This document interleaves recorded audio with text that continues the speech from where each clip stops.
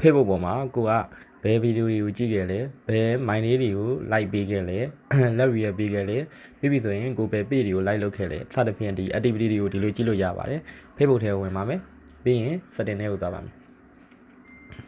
setting ထဲကိုရောက်ပြီဆိုရင်တော့ဟိုအောင်နာလေးကိုနည်းနည်းလေးဆွဲသွားမယ်ဆွဲပြီးသွားပြီဆိုလို့ရှိရင်ဒီမှာ UR activity ဆိုပြီးတော့ activity log ဆိုတဲ့အပေါ်ဆုံးက menu လေးတွေကိုတစ်ချက်ဝင်လိုက်ပါမယ်ဝင်ပြီးသွားရင်ဆိုရင်တော့ဒီမှာ public post public tag like video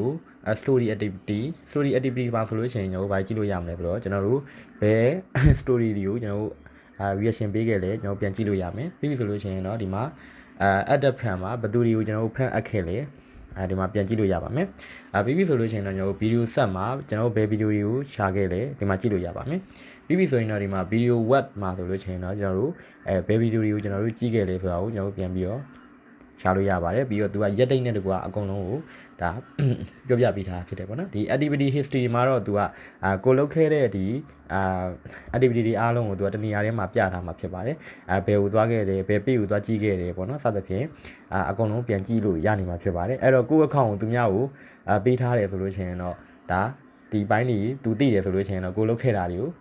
ကိုကိုယ့် account ဝင်ကြည့်တဲ့သူကကိုယ့် account ပိုင်တဲ့သူကကြည့်နိုင်မှာဖြစ်ပါတယ်အဲ့တော့သတိထားဖို့လိုပါတယ်ကျေးဇူးတင်ပါတယ်ပြန်ကြီးကွန်တက်ကပြန်ကြီးကုတ်တာပါ